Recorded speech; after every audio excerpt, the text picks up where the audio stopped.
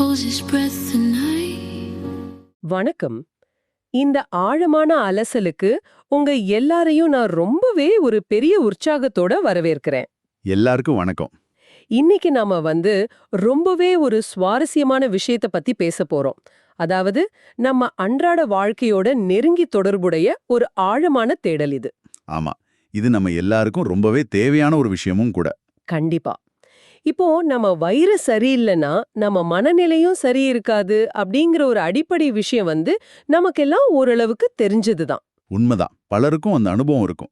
ஆனா நம்ம மூளை எந்த வேகத்துல வயதாகுது அப்படிங்கறத தீர்மானிப்பதே நம்ம குடலுக்குள் இருக்கிற பாக்டீரியாக்கள் தான் அப்படிங்கிற அறிவியல் தகவல் ரொம்பவே ஒரு புதிய ஆச்சரியம்னு சொல்லலாம். ரொம்பவே புதுசு, மருத்துவ உலகத்தையே திரும்பி பார்க்க வச்ச ஒரு தகவல் இது. கரெக்ட். இன்னைக்கு நம்ம தேடலோட முக்கிய நோக்கமே சுரஜித் பாத்தாக் மற்றும் ஆந்தரா பானர்ஜி தொகுத்த the gut brain axis and the microbes of ageing அப்படிங்கிற மருத்துவ அறிவியல் புத்தகத்துல இருக்கிற ரொம்ப ஆச்சரியமான உண்மைகளை தோண்டி எடுப்பதுதான். அந்த புத்தகம் நிறைய புதிய கோணங்களை நமக்கு கொடுக்குது. ஆமா. இப்போ நீங்க கேக்குற நேயர்களுக்கு இது இன்னும் சுலபமா புரியறதுக்காக ஒரு நிஜ வாழ்க்கை உதாரணத்தை சொல்றேன். இப்போ கும்பகோணத்துல ஒரு கிராமம் இருக்குன்னு வச்சுப்போம். சரி. அங்க மாடியில உட்கார்ந்து ஒரு தாத்தா ஃபில்டர் காஃபி குடிச்சுக்கிட்டே என் ஞாபகம் இப்ப சரியா இல்லையேன்னு புலம்புறாரு. பல வீடுகள்ல சாதாரணமா நடக்கிறது தான் இது. அதே சமயம் அவர் பக்கத்துல ஒரு அம்மா இட்லி சட்னி சாப்பிட்டுக்கிட்டு இருக்காங்க.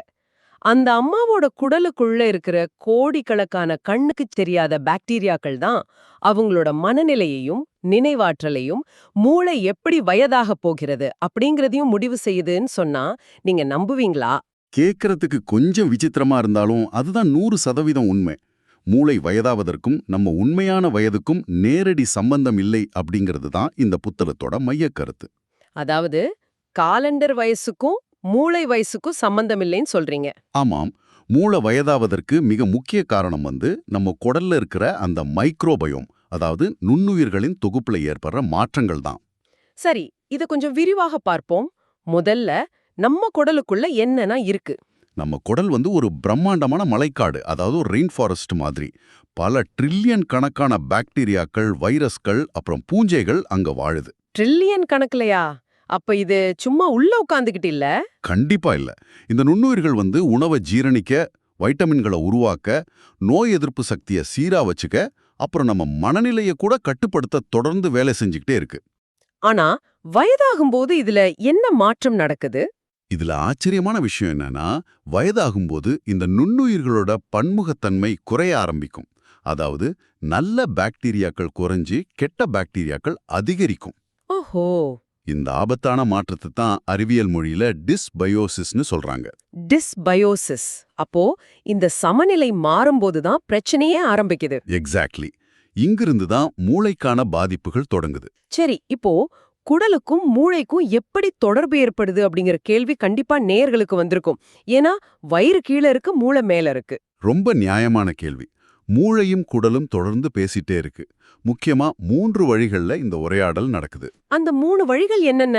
முதலாவது நரம்பு வழி, அதாவது வேகஸ் நரம்புன்னு ஒன்னு இருக்கு. இத குடல்ல இருந்து மூளைக்கு போற ஒரு நேரடி தொலைபேசி இணைப்பு மாதிரி நீங்க கற்பனை செஞ்சுக்கலாம். ஒரு டைரக்ட் ஹாட்லைன் மாதிரி?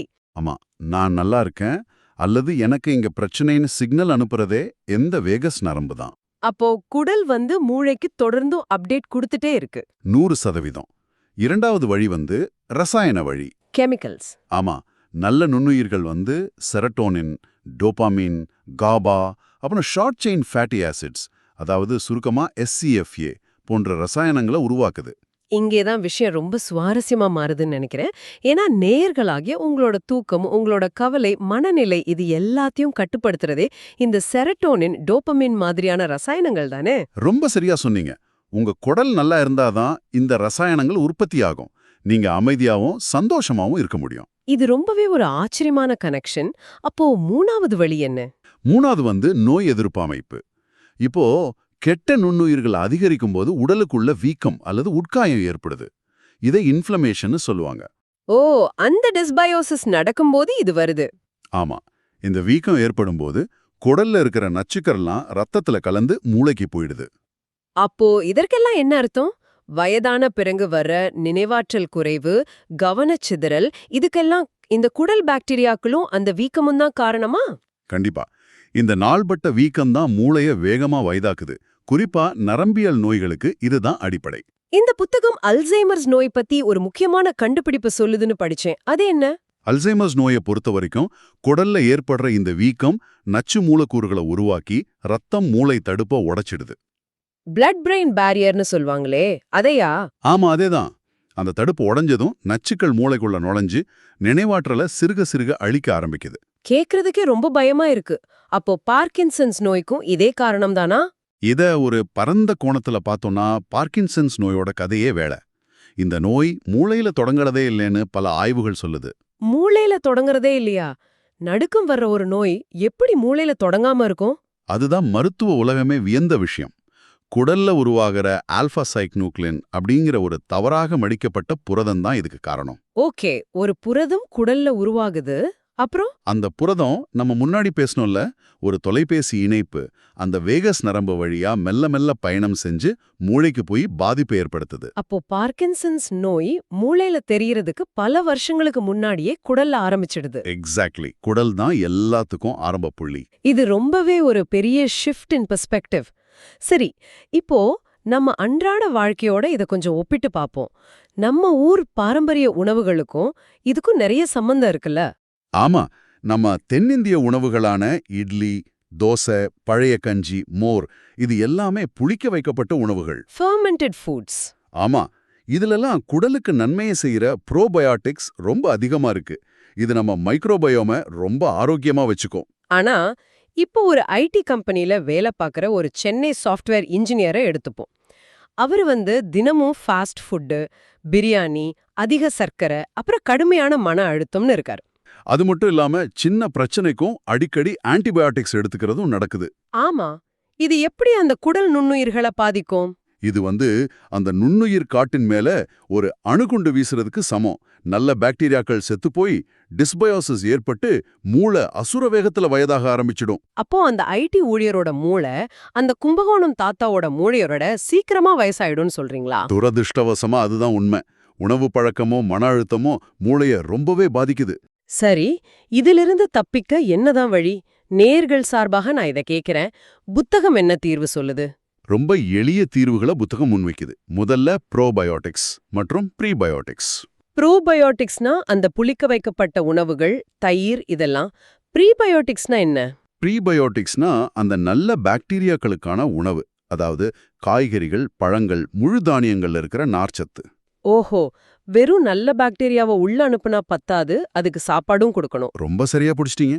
அது கூடவே நல்ல தூக்கம், உடற்பயிற்சி, தியானம் இது எல்லாமே குடலையும் மூளையும் பாதுகாக்கும். எதிர்கால மருத்துவத்துல இது எப்படி இருக்க போகுது? எதிர்காலத்துல மூளை நோய்களுக்கு மூளைக்கு மாத்திரை தர்றதை விட குடலை சரி செய்யும் பர்சனலைஸ்டு மைக்ரோபயோம் தெரப்பி அப்படிங்கிற முறை தான் வரப்போகுது. வாவ், மூளைக்கு பிரச்சனைனா குடலுக்கு ட்ரீட்மெண்ட் கொடுக்க போறாங்க. இது நிஜமாவே ஒரு பெரிய புரட்சி தான்.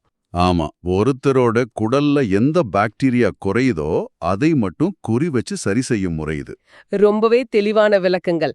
இன்னைக்கு நாம பார்த்த இந்த ஆழமான அலசலோட ஒட்டுமொத்த சாராம்சத்தை தொகுத்து சொல்லணும்னா, ஆரோக்கியமான குடல் ஈக்குவல்ஸ் ஆரோக்கியமான மூளை ஈக்குவல்ஸ் ஆரோக்கியமான முதுமை. ரொம்ப அருமையான சுருக்கம் இது. நீங்க ஃபில்டர் காஃபி குடிக்கும் தாத்தாவா இருந்தாலும் சரி, இல்ல பிரியாணி சாப்பிடும் ஐடி ஊழியரா இருந்தாலும் சரி, உங்க எதிர்கால நினைவாற்றல உங்களோட குடல் நுண்ணுயிர்கள் தான் தீர்மானிக்கின்றன அப்படிங்கறத ஆணித்தரமா நம்ம புரிஞ்சுக்கிட்டோம். ஆமா, இந்த நேரத்துல நேயர்களுக்கு ஒரு முக்கியமான பொறுப்பு திறப்ப நான் சொல்லி ஆகணும். கண்டிப்பா சொல்லுங்க.